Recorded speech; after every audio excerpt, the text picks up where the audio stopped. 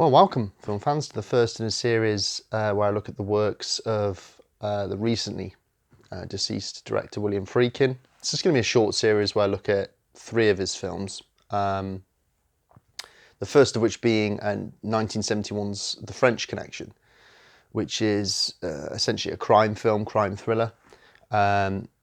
That was based off a book of the same name that was published in 1969. So that's a non-fiction book, by the way. So it's kind of based off of a true story about these two cops and their attempts to take down this wealthy French drug smuggler. The film was a kind of big hit and sensation at the time. It really launched the career of Friedkin, who obviously went on afterwards to direct The Exorcist, which was an even bigger. Certainly an even bigger commercial hit, as well as a critical success. But The French Connection was a huge critical success in the sense that it got rave reviews at the time, pretty much unanimously, I think, and even almost swept most of the major Oscars, the major Oscar categories. It won Best Picture, Best Director, Best Actor, for Gene Hackman in the lead, Best Editing, and I think Best Adapted Screenplay as well. So it almost snagged all the major ones. It obviously didn't get Best Actress because, if you have seen The French Connection, which I hope you have, because this video will have plenty of spoilers in, because it's going to assume that you have seen it, right? Because we're kind of celebrating the work of a director whose main hits were 50 plus years ago. Yeah, there's pretty much no real significant female parts at all in the film. But that's mainly because of The French Connection's an interesting film in the sense of its construction, which we'll get into a lot more. But I suppose an attempt at a brief plot synopsis, which is quite difficult because The French Connection opens kind of it launches the viewer straight into the action. It kind of opens what we call like in media res, which is kind of just right in the middle of the action straight away, in which we're first in Marseille in France, and we see this detective, or what turns out to be a detective anyway, kind of scoping out, just scoping out, investigating, and then appears to be what's heading home, or at least to a hideout of some sort, maybe, and he's assassinated by this random assassin. And it doesn't turn out to be random, of course. And then we cut to Brooklyn, and then that's when we're introduced to our protagonist, which is kind of Jimmy Popeye Doyle. He's a kind of somewhat iconic character, which is played by Gene Hackman, of course. Like I said, he won the Best Actor Oscar for this. And Roy Scheider's Detective Russo, who's his partner, and they're kind of apprehending a kind of low-level drug suspect.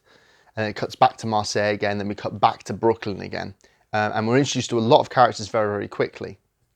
And essentially in the first few minutes, we're kind of introduced to the kind of main narrative thrust, which is kind of Jimmy Doyle, Popeye Doyle kind of spots this kind of local dodgy personality or gangster, I suppose, in Salvatore Boca in this bar, and decides to do a kind of stakeout on him because he suspects he's dirty, because given the company that he's hanging around with, and that he's kind of flashing too much cash. And then that leads him on this investigation, which eventually goes into the whole idea of the title of the film, The French Connection, being, of course, this attempt to smuggle, I think it's like $32 million worth of heroin into the US. And what's even more significant about this is this heroin's particularly very pure. We see it tested later on in the film. I think it has like an 89% purity or something, which is astonishing level of purity, apparently. Of course, that doesn't beat the levels that, if anyone's familiar with like Breaking Bad, where it gets to stupidly ridiculous levels of 96% or something. But that's fiction, right? But so what to say about The French Connection? The French Connection is an interesting film in the sense that I think it's still celebrated as a classic, particularly like 70s crime cinema. And I think it introduces a lot of kind of tropes to 70s crime cinema that would become the mainstay, what we become to recognise as tropes in 70s crime cinema. But I feel it's somewhat kind of risks being forgotten, simply because I think that a lot of the things that the French Connection was celebrated for, a lot of films have, I'm not going to say a lot of films have done better since, but because they've become so mainstay in a kind of American crime cinema, that I think a modern audience member today watching the film, maybe it risks being kind of just, they won't realise the significance that the picture had at the time. Of course, William Friedkin was actually greatly influenced by the film Z, or Z, which was a kind of political thriller from 1969 that did well on the festival circuit. That was directed by Costa Gavras, the Greek director, who's kind of renowned for making kind of politically conscious and political films. And Z was about the kind of the corruption in supposedly democratic Greece in the 60s, although the film was mainly in spoken French, I believe, from what I can recall. And Friedkin was really greatly influenced by the kind of the cinema verite style that film adopted, and incorporated it to great effect here, I think, in the French Connection. Because essentially what the French Connection does is, I think the construction of the film is rather fascinating, in the sense that you're kind of, like I say, you're thrown in straight away, and the pace never really lets up. In fact, I think it accelerates throughout. You're kind of disoriented to begin with. You're bombarded with a lot of information, a lot of character names that aren't really signposted. They're kind of just in the dialogue. The dialogue is very, I suppose you would kind of say, streetwise, or like kind of drenched in that kind of street realism, you know? There's a lot of kind of street talk, and maybe a lot of that comes from the novel.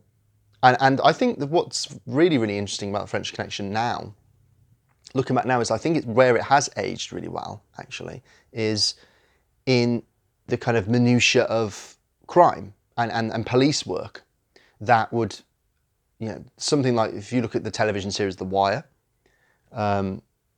that's hard to believe that that's almost 20 years old. Wow, it is over 20 years old since it first aired, which is incredible to think in of itself. The Wire would go on to do this a lot better, and a lot more detail, and a lot more convincingly, I think. But The French Connection, this is a film that's over 50 years old. Essentially, a lot of its scenes take place within the kind of the everydayness of police work, right? We see Gene Hackman's character, you know, a lot of it's just based on stakeouts, days and nights, just sitting in a car, surveilling their targets, talking to his CI, in which we get this great scene of kind of misdirection where he comes in. It's kind of doing almost like a shakedown of all these guys in this bar to try and like see if they got any drugs, and all of it's just a kind of pretense to get to his CI, and then get some information essentially about what's going down. And it's the CI that tells them this huge shipment is coming in. Supposedly that's the word on the street. And even, like I say, you get the stakeouts, and you get talks of how they need court orders for wiretaps. All this stuff was felt kind of really ahead of its time. And I think there's a lot of pleasure to be had in just kind of getting, you really get lost in the world. Again, this is the kind of part of the cinema verite style that Friedkin adapts from the get-go. Because right from the start, even the scenes in Marseille, he adopts kind of quick cutting. You got these kind of slow zooms from afar into the action, and you get kind of cuts and pans to what the characters are looking at. A lot of handheld camera work as well, and handheld tracking shots that just put you into the world. And again, a lot of this is, pretty much all of it, right, is shot in the real world, in the boroughs of Brooklyn, Manhattan, Marseille. There's a scene, of course, in Washington, and they're kind of shot contrastingly to give you like a real sense of the kind of milieu. And what it does essentially is it just, I think it really entrenches the viewer into this world of this kind of grimy underworld, right? And it never lets up from there. And that coupled with, I think, the cutting style of the film, in which, I don't want to say that the cutting style of this, the editing is rapid. Probably for its time it was. But there's, Friedkin like adopts a somewhat unique editing style here, where he cuts any unnecessary action. So if you look at, for example, the second sequence in Marseille, where the French drug smuggler, whose name is Alain, what's his surname? Alain, is it Chef Charnier? That's it. I've got the characters' names written down. Again, there's a lot of details in this film. Alain Charnier, who's kind of like played by Fernando Rey, the famous European kind of art house actor. He visits his kind of girlfriend or partner in the house in Marseille. It's a very plush house that's right on the coast with the water. Gives her a gift, and she goes inside to put the gift away and comes out, and Friedkin cuts between her coming out, back out of the house, and back to him because he's by the water. He just cuts. It would be like 4 or 5 seconds of her walking, but anything unnecessary Friedkin cuts. And so it creates this kind of, every detail is essential, and creates this sense of, I don't want to say like an unrelenting pace, but there's a propulsion, there's a sense of kind of an emergency to the narrative, yeah? Where, like I say, everything is important, every detail. So it forces you to become attentive, because if not, you're going to get lost very, very quickly. And suppose what's also quite radical maybe for the time is how much of Gene Hackman's cop is a kind of anti-hero. Remember, this is released the same year as Don Siegel's Dirty Harry. So the character of Harry Callahan, of course, the iconic character played by Clint Eastwood. Both of these are kind of like anti-hero characters. Although I think, I would say Gene Hackman's character of Pop Idol is probably more of a kind of morally dubious, perhaps, in a sense that it's hard to say. I think because Clint Eastwood's character is more of the kind of the prototypical vigilante-esque character, but Doyle's character is just like, it's interesting because he's virtuous in the sense that he's clearly from the outset very dedicated to his job. You know, when they clock out at the end of their shift, they go to this bar. He's someone who never stops working, okay? And he convinces Russo to kind of come on the stakeout with him just to check this Salvatore character out.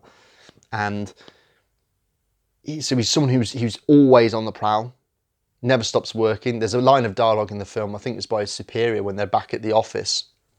And he says they had over 100 arrests in the year in the previous year that amounted to nothing. And it's to give you that impression of like, Again, it's that idea of like kind of an idea that's similarly expressed in The Wire, that they do all this police work, but it's almost like empty gesturing, right? It's just bureaucratic. It's just get the arrests up. But what significant cases have you actually brought in? The irony, of course, being this would be a very significant case if he brought it in. But the other thing is based off a kind of hunch, and his past kind of diligence to the job has cost a partner his life, which again is where we get the sense of how much he values the job is to the detriment of himself and his others. I mean, we kind of get the sense that kind of Doyle's probably a borderline alcoholic, or at least alcohol dependent, that he doesn't really have any attachments outside of work. He kind of is seen, or we see the after effects of him kind of casually sleeping with someone, picking them up. And like I say, other people in the department don't really trust him. He's very morally dubious in the sense he's quite clearly a racist.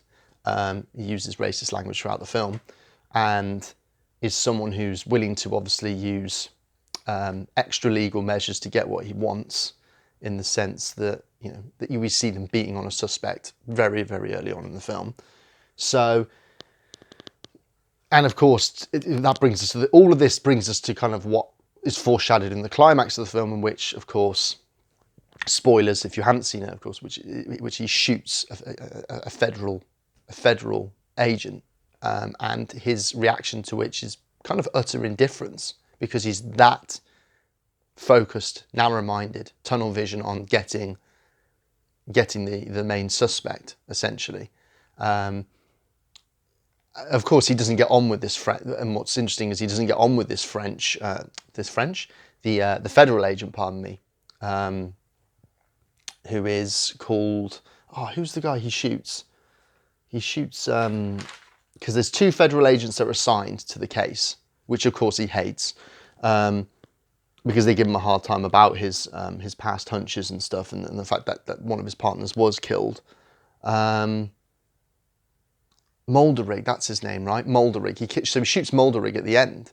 And because they don't get on, you kind of, for a split second, you go, not did he do it on, obviously he shot who he thought was, but you're like, a moment of doubt creeps into your mind of, did he just not care who it was? If it was Molderig, or if it was, of course, Alain, the French smuggler, Frog number 1 as he calls him, you just think, maybe he just didn't care.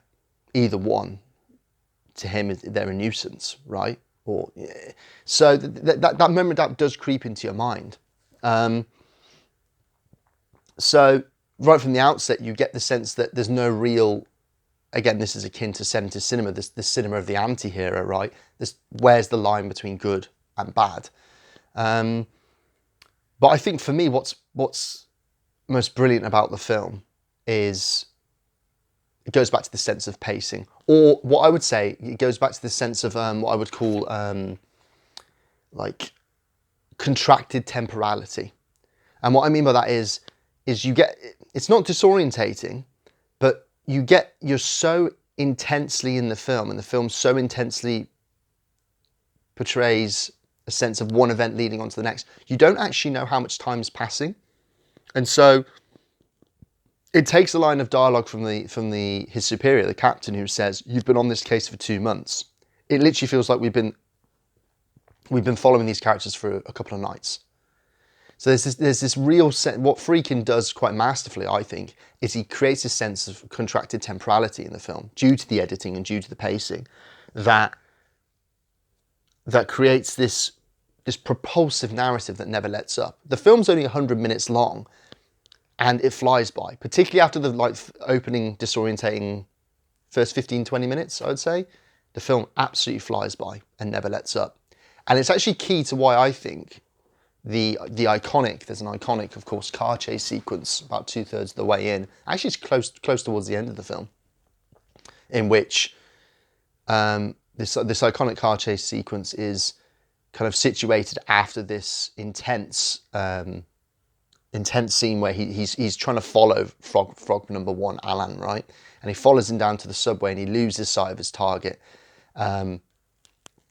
And then we have a scene in between that and the car chase where he goes to his captain, who's at the scene of this car accident, this car fatality. And he tells him, "You're off the case. We've spent this much money on it. You've brought me nothing. You're off it," essentially. And then we cut to him supposedly heading home.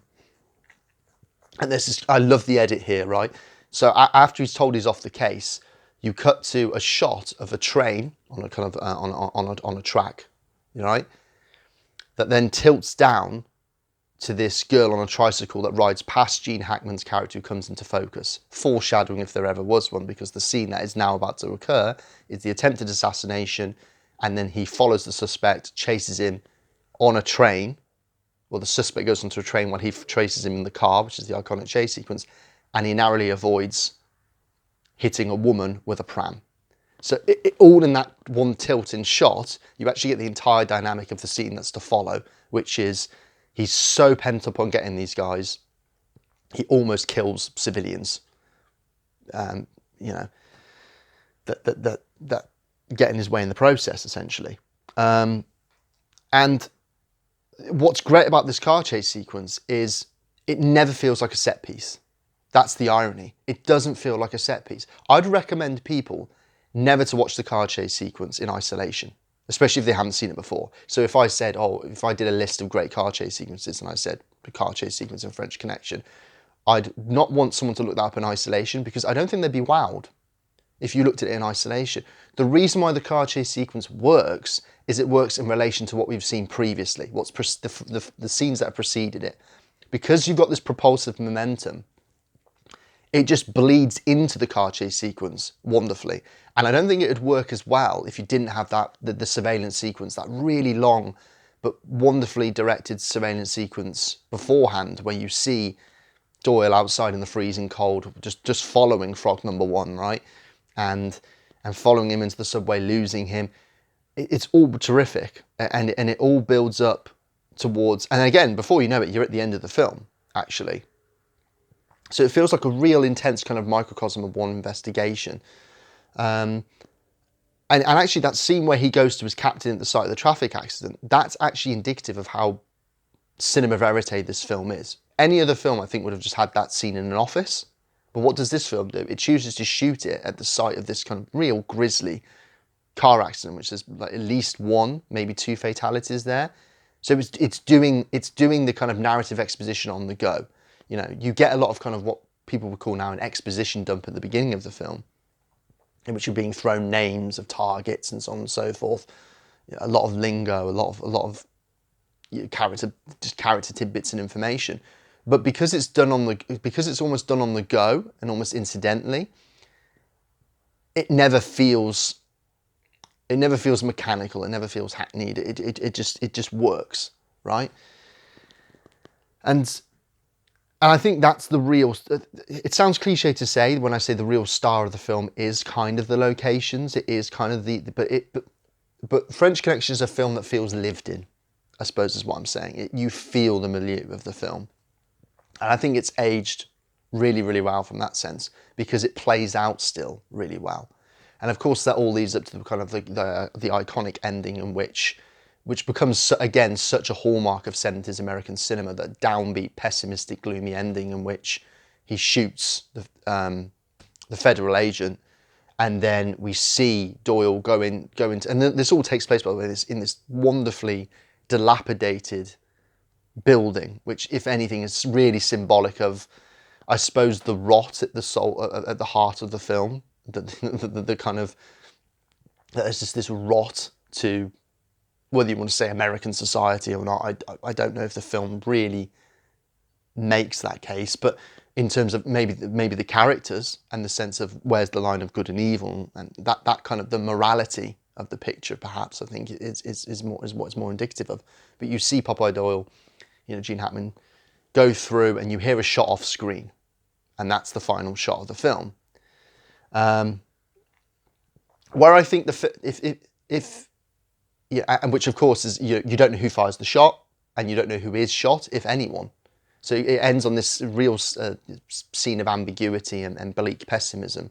Of course, we learn that actually he's never caught, that he gets away, the smuggler. Which of course is the idea of the bad guys always being caught and reprimanded at the end, which even happens to the Scorpio killer in Dirty Harry, right? Even that has a somewhat of an upbeat end. Of course, Callahan symbolically throws his badge away in the river, but which is, again, there's some level of ambiguity there in terms of the cost of catching someone like that. But I think the French Connection is even darker in the sense that it suggests that there's just an absolute uncertainty. Or is there? Because the thing that ruins or mars the film for me slightly is the ending. The ending kind of title cards that tell you the fates of the characters, which basically say that this suspect gets a reduced sentence. This one, it gets thrown out because there's not enough evidence.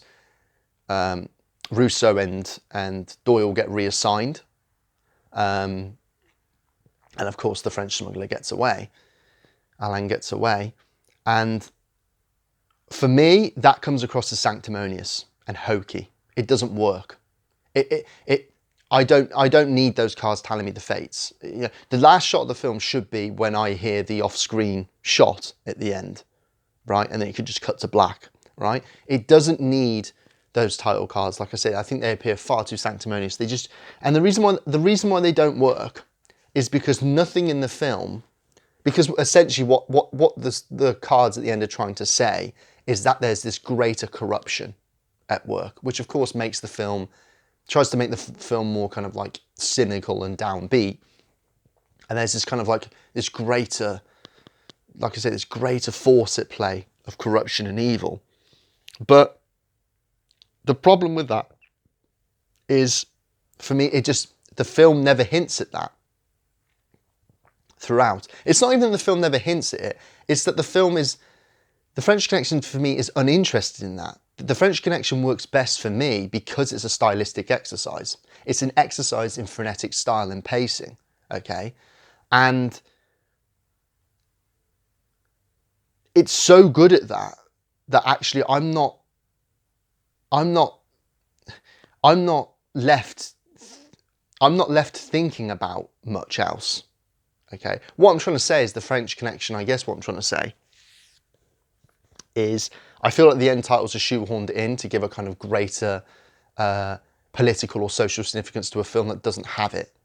Because I think, like I said, the film works best as a self-contained exercise in a certain kind of style, verite style, frenetic style and pacing. But once it kind of tries to kind of open up into kind of, wow, there's this more systematic corruption that's going on, it just doesn't fit the rest of the film that's preceded it, okay? In fact, I would argue that it actually risks undermining the rest of the film, because it risks giving the film a sense of kind of crusading self-importance that just, that, especially given the actions of Doyle in the film, where he's meant to be kind of morally ambiguous, it just doesn't really fit. And in fact, if anything, not only does it really fit, the whole point of the film is that his actions put other people in danger. Doyle's actions put other people in danger, so it doesn't really fit too much, in my opinion, to have this kind of sanctimonious ending. No doubt I get that it's trying to convey information, but it could have done that in a way that was far less, it just feels abrupt and tacked on. I just don't think it works. And the other thing for me is, and this probably sounds even more controversial, is because Gene Hackman won the lead Oscar for this. But I think the film doesn't leave much room for performance. So for all the plaudits that Gene Hackman gets for his portrayal in this film, people say he's brilliant in this film, I don't think the performance is that great. And that's not me saying that Gene Hackman isn't great. It's me saying the film is not interested in performance because it doesn't leave room for it. Okay, if you think about the film, how many interesting or well-developed characters are there? I think even Doyle isn't well-developed. Like I said, like I discussed earlier, we get a sense of what he's like. Okay, that is some development. But you compare this to, say, Hackman's other performances in the 70s, particularly like The Conversation or Night Moves, or so, films of which most people probably haven't seen. That's a very obscure film these days. I just think the film isn't interested in laying up characterization and layers of performance. It's, again, where the film's strengths lie and reside are in that propulsive sense. It's an exercise in narrative style for me. And so I'm always a bit kind of baffled when people say, I get how it's perhaps an iconic portrayal, but I just don't think that Hackman needs to do that much in this film. And so, especially, and you look outside of Doyle, there's really not that many characters. There's a lot of names, and there's a lot of people in the film. There's a lot of incidental detail, but it's all done to create, again, that sense of a lived-in environment, which I do think works brilliantly. But I just don't think that. I mean, I'm trying to think who else Hackman would have been up against that year, but not that I'd place much stock in the Oscars anyway. That's neither here nor there, really. I just think that, I think it raises an interesting issue that I think the film is, it's not necessarily an actorly film. That's not what the film's about. The film's more about, I think the formal elements of the film are what shine through. Is I suppose my overall impression and analysis of this film. I do think it's aged very well. Like I said, I think it risks being somewhat underappreciated and forgotten today if it was viewed by contemporary audiences. And yeah, that kind of sums up a lot of how I feel about the film. Actually, I do think it's a very good film. It's not one of my favourite films. It's not one of my favourite crime films of the 70s even. But I do think it is, whilst you're watching it, it's gripping. I just think once it ends, you're kind of, there's not much resounding impact there for me personally. I'm not left to think about too much, as it were, which is fine. It's fine on its own terms.